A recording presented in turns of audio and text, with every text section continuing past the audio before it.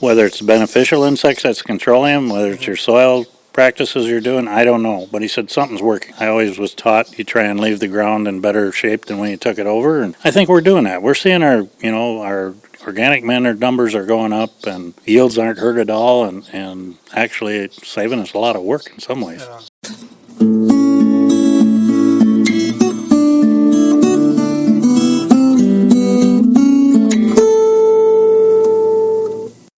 Welcome to the 351st installment of Ear to the Ground, the Land Stewardship Project's podcast on family farming, regenerative agriculture, community food systems, and local democracy.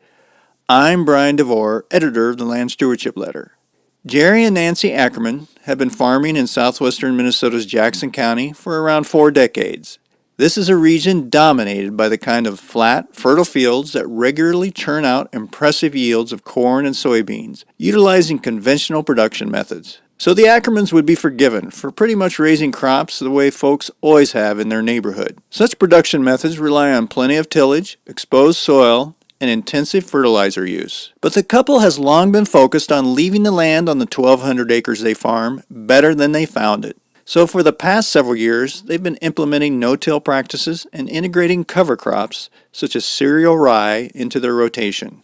As a result of these soil health practices, they're seeing better water infiltration and increased organic matter levels. The farmers have also been able to maintain high yields, despite the fact that they've reduced nitrogen fertilizer applications over the years. During a recent field day at their Ackerman farm, sponsored by the Soil Health Coalition, Practical Farmers of Iowa, and Pheasants Forever, Jerry explained how building soil has also paid off financially. That's because less tillage and more resilient, self-reliant soil has allowed them to cut their spending on fertilizer, fuel, tile drainage infrastructure, and tillage equipment. Particularly striking is how, since they've adopted soil health practices, the Ackermans have experienced fewer problems with pest insects damaging their crops. This has also resulted in a financial boost, given that they are spending less on pesticides. One clue as to why pest insects are less of a problem revealed itself during the field day when Stephanie McLean, the soil health specialist for the Minnesota office of the USDA's Natural Resources Conservation Service, showed the results of some insect trapping she had done on the Ackerman land. Her sampling revealed several species of beneficial bugs that can help keep the bad bugs in check. One corner of the farm that's home to pollinators and other beneficial insects is a 3-acre wetland the Ackermans have restored through a watershed program.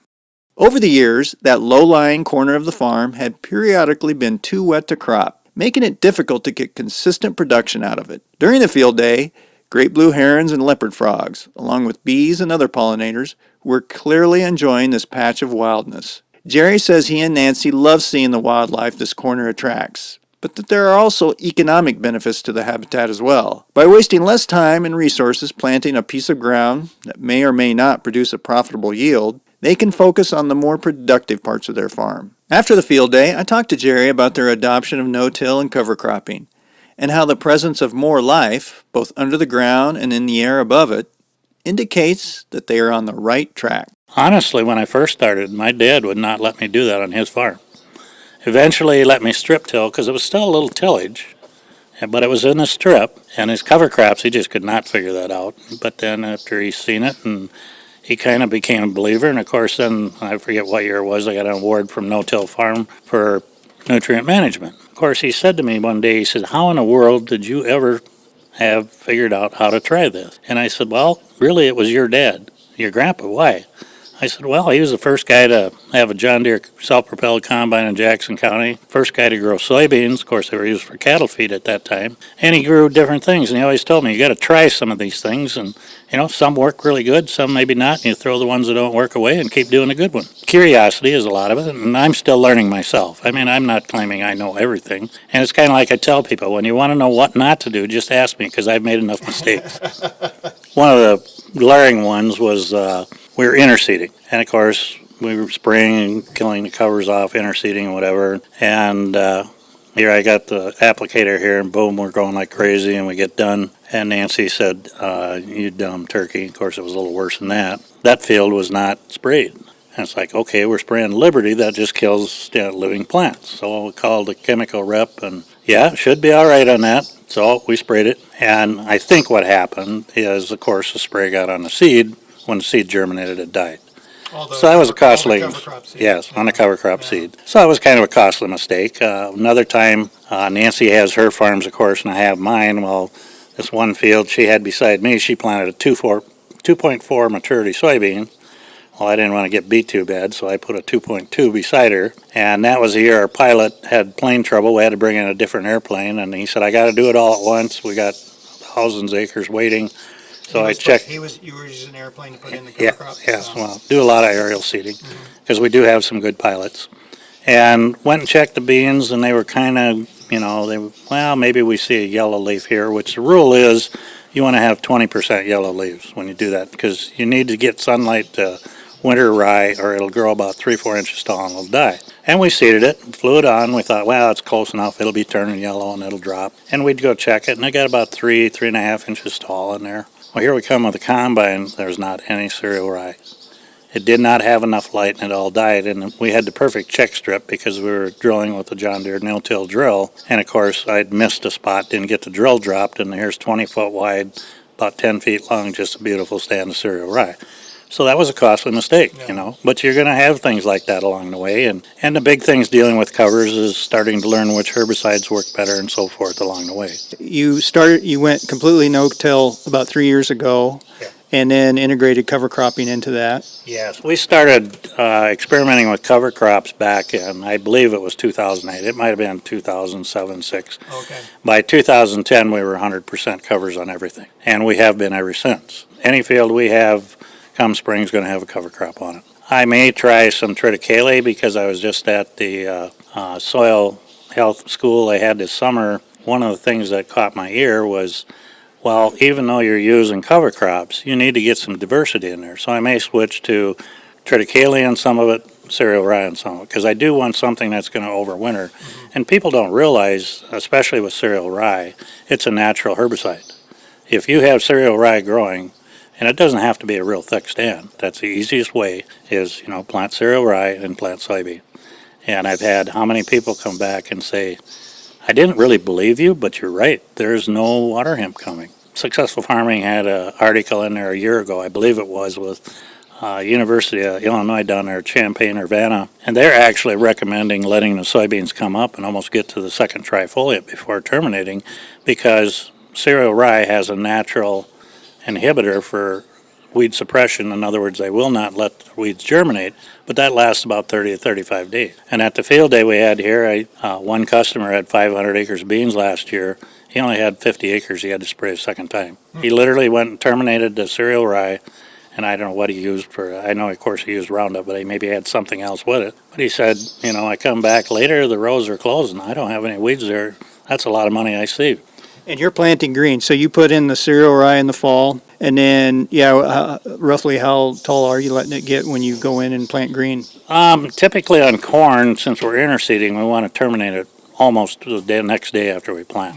And that was going so good, and I was about ready to quit. Because I thought, oh, what's happening? We always had beautiful stands, and we're interseeding, it's going great. And actually I was doing a presentation to Soil and Water last winter, and I'm looking at the slide, and it was an older slide, and here's all this nice dead cereal rye. There's not a weed out there, nice black strips. And I'm thinking, I said, yeah, and you don't see a weed out there, do you? But the light bulb went on. Cereal rye has about a 30-day time period from the time you terminate it until it's not allelopathic anymore. Here what we're doing, we're trying to plant green, we're killing it, and then we're trying to quick seed a cover crop into it. We have the allelopathic effect now.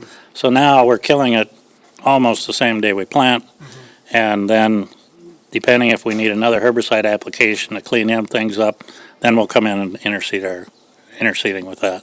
How tall is the rye usually when you're terminating it? Well, this year was a challenge. In Jackson County, we were wet. I mean, totally. I planted into corn probably at 8 to 10 inches, which normally I tell people kill it at 8 to 10 inches because that's about the quickest return on any nitrogen that it's scavenged, because cereal rye is such a good scavenger of any loose nitrogen. And this year was so screwed up, I planted in some maybe 16 inches tall. And soybeans, I was planting a couple fields that were probably 4 to 5 feet tall. I wasn't too worried in soybeans. We did get it in. We sprayed it after that. In fact, you saw the field day. You can still see telltale signs of the winter rye out there yet. But you do have to be careful because it's also uses a lot of water. Now, this year it didn't bother me. I mean, we were so wet, we couldn't get in there. Let her grow. Yeah, it's going to tie up nitrogen in your corn, but you can compensate for that by maybe getting a little extra nitrogen early to it, so on and so forth. And soybeans, yeah, we just went and sprayed it, and as you can see, it's still standing in a couple places. Not very much, but What are you seeing as far as benefits, both, I guess, agronomically and in your soils, but also are you seeing some economic benefits? Are you seeing some reduction in certain inputs, that kind of thing?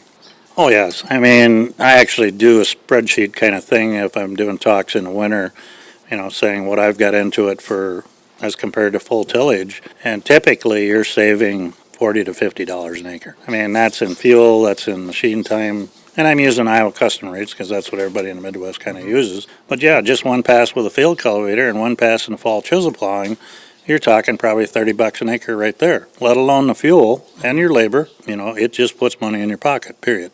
And the cover crops, that's an expense though. I mean, is that helping you save in the end, or is that just an added expense? I look at it this way, it's an investment, it's not an expense, which, corn and seed is an expense, so is that. I'm using the money I'm saving on fuel and labor, which two people, and just I and Nancy and a little part-time help on 1,200 acres, we'll be able to do that. I'm using it as part of my herbicide cost, part of my tillage cost, and I still feel I'm $40 to $50 an acre ahead. Yeah, I was wondering about, so are you saving on fertilizer costs and herbicide costs by using the cover crops? Well, when people are starting out with cover crops, I tell them do not do that. Just put on your normal rates.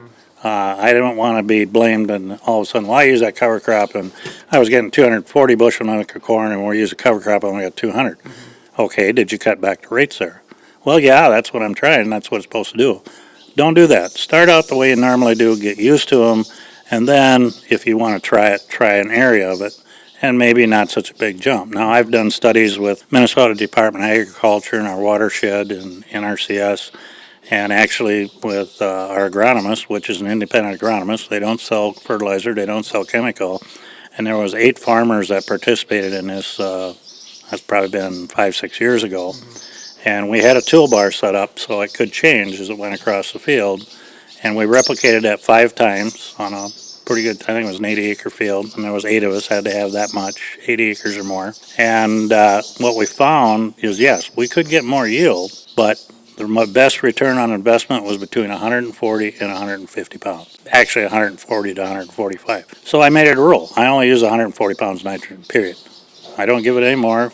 I expect to get 200 plus bushel yield. Now, granted, it doesn't always happen with weather. I got the farm that we got mine gravel out of. That farm's never going to do 225. It'll do 180, which I can live with on it. And actually, Nancy, a couple of years ago, I was going after, well, first year we switched to 100% no-till corn. I was going to do part of our home farm here, stripping it. She said, why are you doing that? And I said, well, we got numerous farmers come around, want to see our crops, and I take them around the neighbors and show them what they're doing. And I said, here I got side by side. I can have no-till plus strip-till. She said, you're going to hire that done. You got how many people you can take around to strip-till? And she said, that gravel pit farm made 188 bushel dry last year.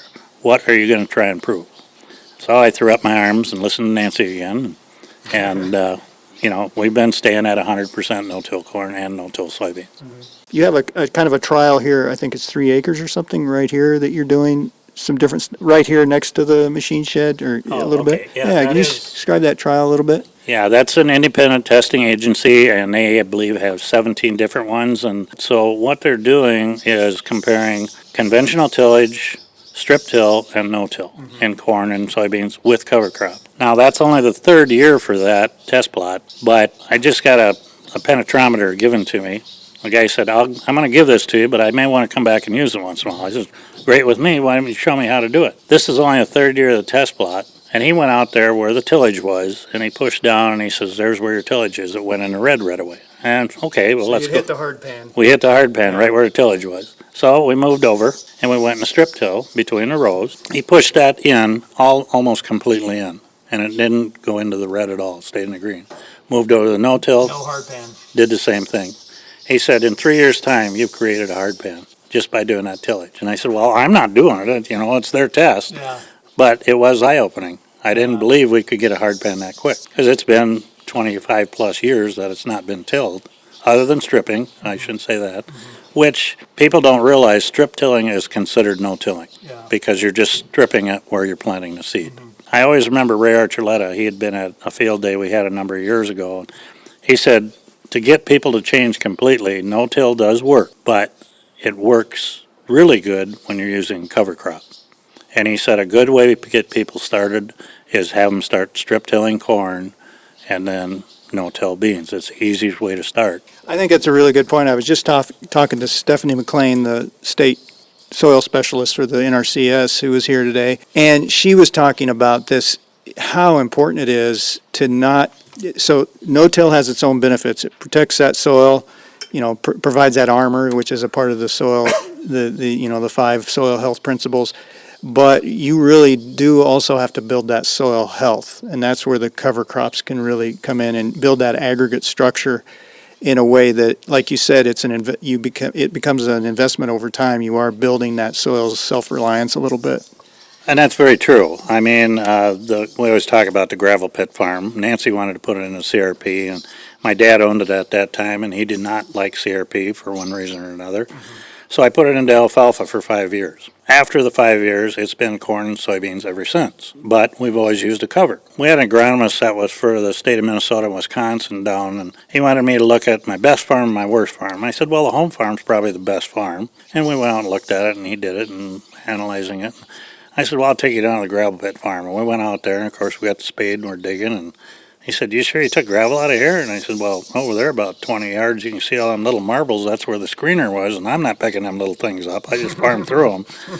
And he said, you are changing this soil. Now, the last time we tested this, and I think it's been about 10 or 12 years, maybe a little more, that we took the gravel out. And of course, they moved black dirt on. Some places maybe only 3 inches thick, other places 6 to 8. But we tested it, and we have the organic matter at 4.4 average on that farm. On our home farm, right west here of our building site, the last time we tested that, I'm almost at, I think we're at 6.7 or 6.8 relative organic matter. Wow. Ray Archuleta told me, well, the prairies here in this area probably had an organic matter of about 7% when we started. So I'm trying to get back to that. Whether I'll see it in my lifetime, I don't know. That's what I was going to ask you about, the soil type you have here. It's that just rich, it's pretty, what kind of soil do you have in this area? This is prime crop, the corn ground here. Yes, this is. I mean, this farm here was Nancy's parents' farm. Yes, it can grow great corn. Now, again, I got with gravel pit farm, that's another story. So we're spread over about 8 miles, 8 miles one direction, 8 miles another. And we've got some rolling hills, and, that farm's not quite as good a farm, but likewise, it still grows good crops if you treat it right. And by using the covers, we're not getting any drainage problem, or actually, we don't have drainage problem because it's a big hill. But we're not seeing a soil wash away. We're not getting a gullies or anything like that. And you said you're not invested real heavily in tiling, it sounds like. I'm investing more. Everybody likes to tile, but, it's one thing at a time. And, of course, the samples we had here was off my dad's farm. And, of course, he's passed away now. But he had tile, but not pattern tile or anything like that. And I've added a few in lower spots that need some. Cover crops help tremendously. But you still have to have tile. I remember Brian Bigler and I got friends, and he said, you ever notice, though, you're not calling a tiling machine as much after you start using them covers? It all soaks in. And I said, yeah, you're right. So pattern tiling is great if you can afford it. I would say we're probably position tiling. We know this area is wet, so we're going to tile that area. The other one with the cover crops, it's doing just fine without it. Why spend the money for the tile if you don't need it? I guess just in general, if somebody was starting to look into cover cropping or into no-till and then integrating cover cropping, I mean, what would be your suggestion for kind of some initial first steps to get into something like that? Well, a lot of people think you have to have this John Deere no-till drill or you have to have the newest, latest hydraulic down pressure planter. Now, I will say yes, I did own a no-till drill.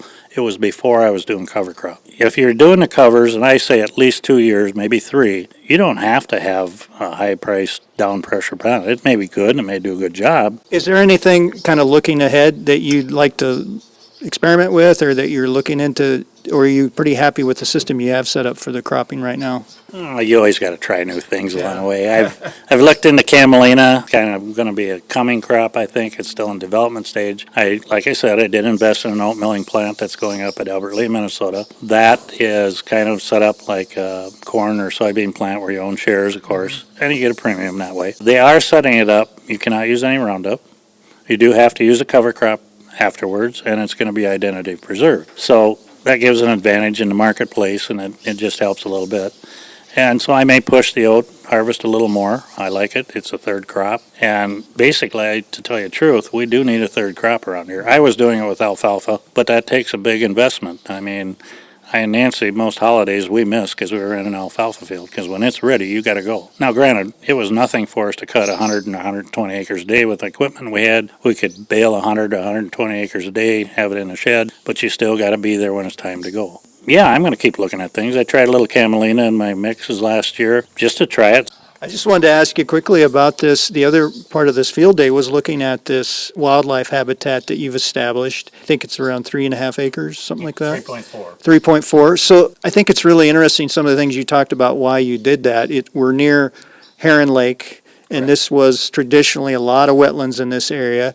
And it sounds like that was a corner of the farm that was constantly wet and unfarmable, and so this offered you an opportunity. And yeah, can you talk a little bit about some of the thinking that went into putting that in, and kind of how that's set up? You're getting a payment, I think, through Pheasants Forever. How you had to use some different programs, I think, to set that up. We're using different programs on that. Actually, it was kind of a combination of our watershed and that. And to be honest with you, yeah, it's low in that area, could drown out in the center. Well, you got an acre and a half drowned out in a 3.5 acre field. Equipment's gotten bigger. When that was put in, that it was all four row equipment. 6-row was starting to come in. Yeah. And now, you run 16-row planters, 40-foot bean heads, 8-row corn heads. You just can't get a semi in there. It was just to the point, when it was alfalfa, it was all right, you can get around that. It was still kind of a pain. So when they were looking for places for water to back up, Nancy said, hey, we could offer this, and they were tickled about it. I'd like to make it a little bigger pond yet. We'll see. It was to the point, it made our other acres more profitable. Okay. Because you're not losing drowned out here once every 3 years or vice versa. It saves probably on Nancy's nerves, because she used to run her big square baler. Now she runs her combine. Mm-hmm. And she's a stickler. She gets that combine calibrated. I mean, she's within 2% every year on our total bushels. So that's a good point, that some people say, well, you're taking that out of production, but it's actually saving you money on your other acres. Well, and that's why you use programs like with CRP or through Pheasants Forever or Ducks Unlimited like that, because yes, you're taking it out of production, but it's actually costing you a little bit anyway. You're spending money on herbicide, seed, and everything, and you may not be getting the return on your investment. By doing that, yes, you maybe take a little less money in that area, but all of a sudden, the rest of your acres start going up in the profit margin. You said you'd like to we went over there, it looks really nice, but you said you'd like to even expand that a little bit more? I'd like to see it hold water more. It's a pretty shallow pond, and it has water spring, and when it rains, we got water in there. But if it gets hot and dry, it dries out. And I'd like to see some permanent water, and I think I told everybody there, just north of me, a quarter mile or a half mile, they did about a 16-acre one, and I really liked the way they did that. They all kinds of wildlife. In the first year before the rushes come in here, we'd have geese stopping by, we'd have ducks down there, everything, Now you don't see it because it's full of rushes. Right. But it is good because pheasants love the rushes for winter time. Mm-hmm. It gives them cover, and a lot of guys down here don't leave stalks. I'm starting to see more and more corn stalks not tilled in the fall. And I'm seeing more guys going to vertical tillage now. Yes, it still is tillage, but they're still leaving more residue, and that's good, because I was out this spring and we had some, heck of winds, and I'm looking, we just had rain, and I'm looking at a dust storm, and it's like, really? This is ridiculous. So when we went over there to look at it, I saw a great blue heron fly up. I saw a leopard frog going straight into that habitat. Saw some swallows hanging around, but it sounds like, here we are getting to be late August, and it's still got stuff flowering in there. It looked really good. Looking at that habitat and looking at all the life there, and the insects and the birds and that. I think a good way to end the field day was Stephanie McLean from the NRCS. She talked about she's been doing some trapping of insects, comparing what she calls your soil health field, which is a field that you're doing no-till and cover cropping on, compared to conventional, kind of looking at the number of the beneficial insects. Yeah, and I think it was a really good reminder of not all insects are bad, for one thing. In fact, the majority of them are not. But I found that really interesting in that people get really fixated on, well, you got to set aside a little bit of habitat to have any kind of so-called wildlife on the farm, whether it be insects or birds or mammals or whatever. But I think that was that presentation on some of the life that's present in your working lands, in your cropping areas. That also is part of that bigger picture of having kind of a natural ecosystem out there. I mean, is that something you think about? I think, and they kind of, because those insects and those bugs and the birds, they don't respect boundaries, so if they can have kind of a bigger system to rely on, I think it sounds like it could make that whole thing kind of healthier. Well, and it does, and I know my agronomist has said the same thing. He said, I don't know if it's cover crops or what you're doing, but he said, your corn, we scout that for diseases. We may see a little here and there, but it's not anything that reaches threshold that you need to spray for. Same way with bugs. He said, I think maybe we sprayed 2 or 3 of your fields in the last 5 years out of all your soybean fields. We always scout, there's a few there. Whether it's beneficial insects that's controlling them, whether it's your soil practices you're doing, I don't know. But he said something's working. I'm just kind of going with the flow here. Yeah, I want to do a good job, but people don't realize you start spraying insecticides and fungicides, it also affects what's happening in your soil. Whether they believe it or not, it does. I guess I'm just trying a good job, and I always was taught you try and leave the ground in better shape than when you took it over, and I think we're doing that. We're seeing our organic matter numbers are going up, and yields aren't hurt at all, and actually it's saving us a lot of work in some ways. Yeah.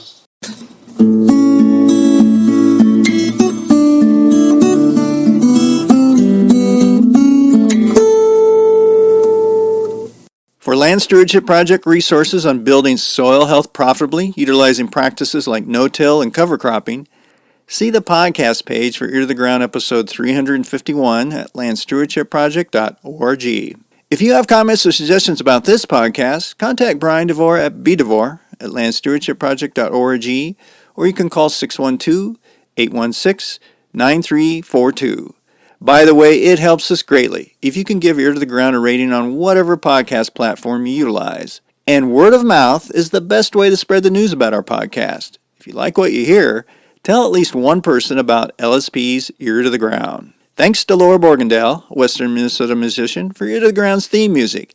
And a special thank you to all of Land Stewardship Project's members who make initiatives such as this podcast possible.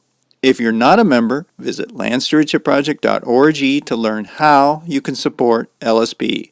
Thanks for listening.